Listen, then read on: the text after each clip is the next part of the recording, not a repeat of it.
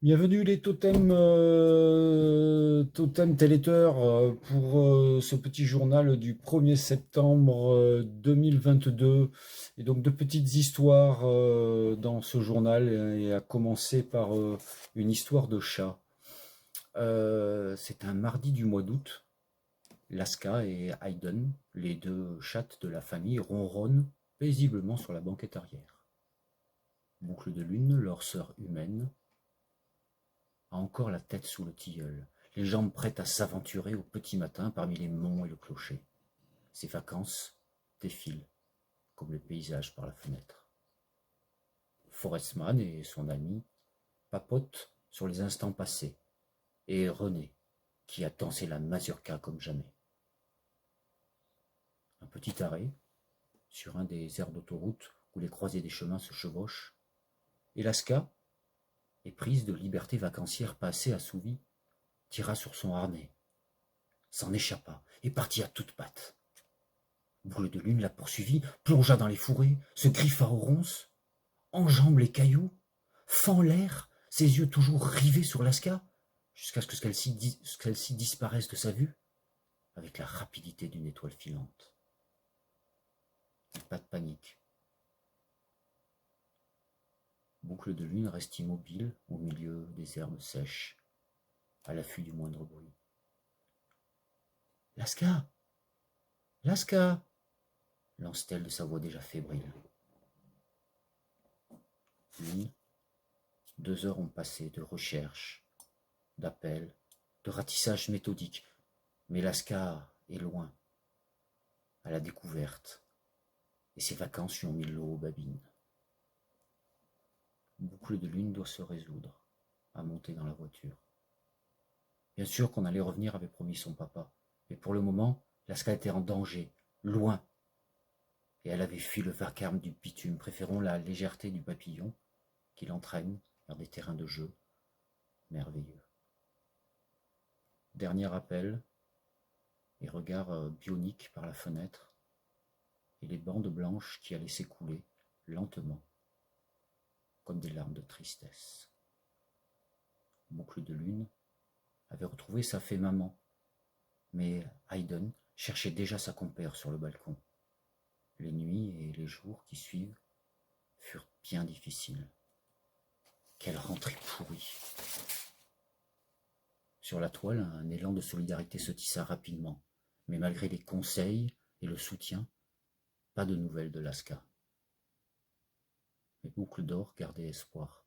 Ce week-end, elle retournerait là-bas, à vélo s'il le fallait.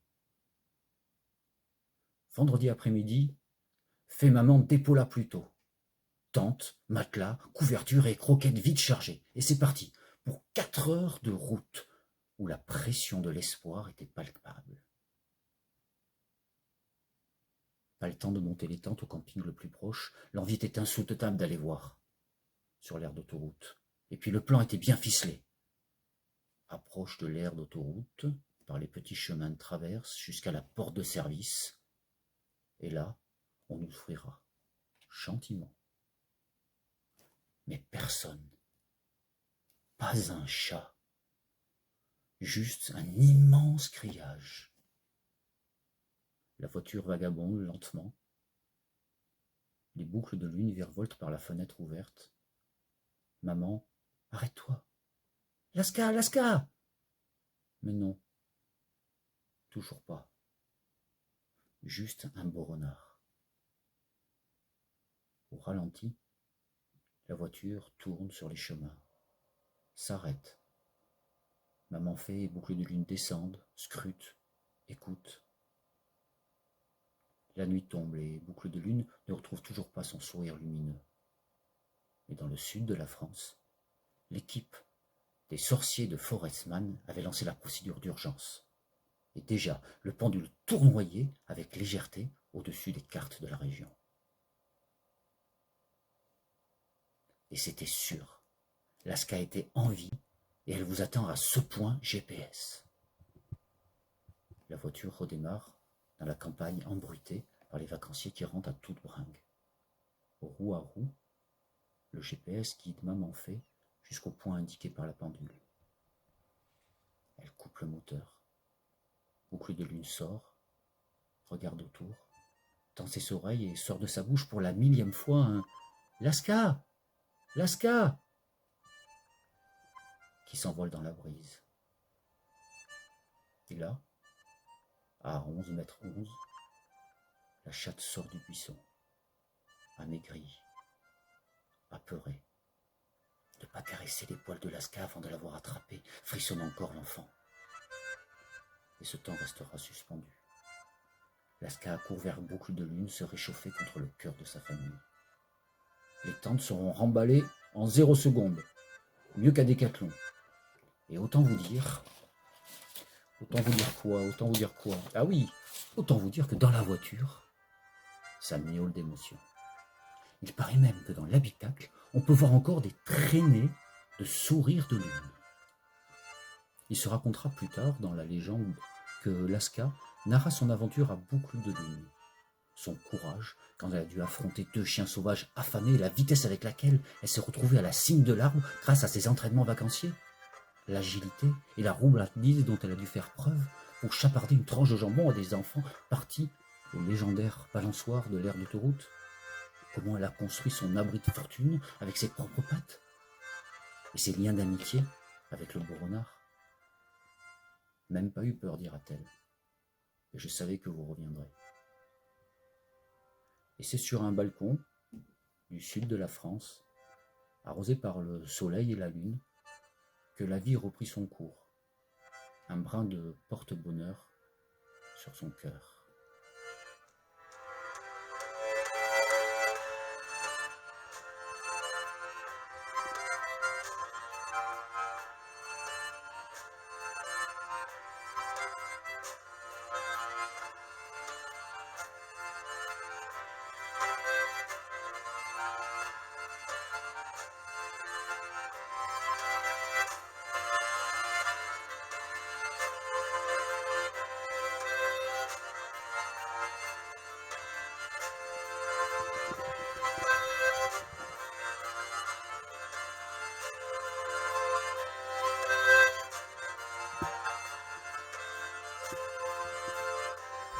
Dans la rubrique sport maintenant, rencontre au sommet durant ce mois d'août, loin des gladiateurs des stades biberonnés au panier de balles et qui pratiquent leur sport au paroxysme de leur art pour arriver au sommet de la gloire.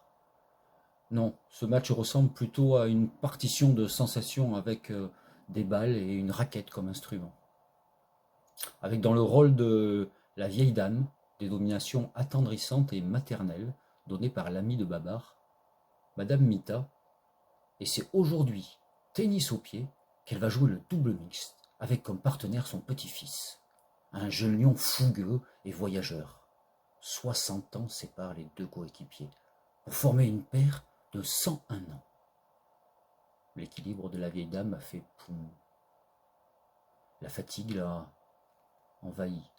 Ses os lui ont joué des tours. Elle est meurtrie dans sa chair. Et un lourd poids de cailloux lui est tombé sur les épaules. Mais elle n'a pas hésité à accepter l'invitation de son petit-fils, afin de lui apporter de l'aide et rehausser son niveau de jeu à ses côtés. La chaleur écrasante est légèrement retombée sur la banlieue bordelaise quand les joueurs rentrent sur le terrain. Un boost de jeunesse envahit la vieille dame, que l'on nommera donc dorénavant la jeune dame. Pendant les balles, pas terrible votre verre, madame, pensa-t-elle, de son œil affûté. Et lui, il va avoir du mal à se baisser tout le match avec mes chopes. L'équipe, famille, savoure cet instant suspendu sur le rectangle rose et vert. Et ce n'est pas des cris de rage qui ont percé les grillages, ni la puissance robotisée de corps sculptés dans la fonte, loin aussi l'argent de la gloire qui font oublier aux vainqueurs de boire un coup et de discuter un moment. Pas non plus la quintessence du tennis, dont on peut être stupéfait de l'évolution de ce sport. Pas de caméra pour retransmettre au ralenti des gouttes de sueur des titans. Non. Mais Totem Télé, en petite souris, qui s'est glissée parmi les graviers, les filets et les grillages. Et nos reporters, on nous relate des coups droits de bonheur, des services de sourire, des smatchs de complicité, des courses vers la joie, des lobes d'émotion, des revers de grand-mère, des volées dans le filet, des chocs de lâcher-prise, des lifts d'enthousiasme et des passings d'applaudissements d'un public qui va exploser la capacité d'accueil du fameux banc ondulé en fer troué.